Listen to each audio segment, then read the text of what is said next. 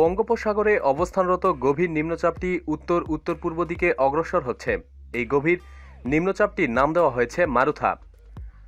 পূর্ব মধ্য বঙ্গোপসাগর ও আশেপাশের এলাকায় অবস্থানরত ঘূর্ণিঝড় মারুথার ফলে ঘূর্ণিঝড় কেন্দ্রের কাছাকাছি এলাকায় সাগর উত্তাল রয়েছে।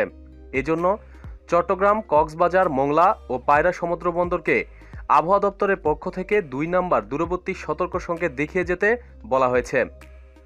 উত্তর বঙ্গোপসাগরে অবস্থানরত সব মাছ ধরা নৌকা ও ট্রলারকে পরবর্তী নির্দেশ না দেওয়া পর্যন্ত উপকূলের কাছাকাছি থেকে সাবধানে চলাচল করতে বলা হয়েছে, যাতে অল্প সময়ের নোটিশে তারা নিরাপদ আশ্রয়ে যেতে পারে।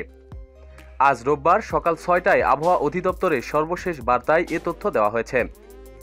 আবহাওয়া বিভাগ জানায়, রবিবার সকাল ৬টায় ঘূর্ণিঝড়টি চট্টগ্রাম সমুদ্রবন্দর থেকে ৬৯০ কিলোমিটার দক্ষিণে, কক্সবাজার সমুদ্রবন্দর থেকে ৬০৫ কিলোমিটার দক্ষিণে, মংলা সমুদ্রবন্দর থেকে ৭৬০ কিলোমিটার দক্ষিণ দক্ষিণ পূর্বে এবং পায়রা সমুদ্রবন্দর থেকে ৬৮৫ কিলোমিটার দক্ষিণ দক্ষিণ পূর্বে অবস্থান করছে।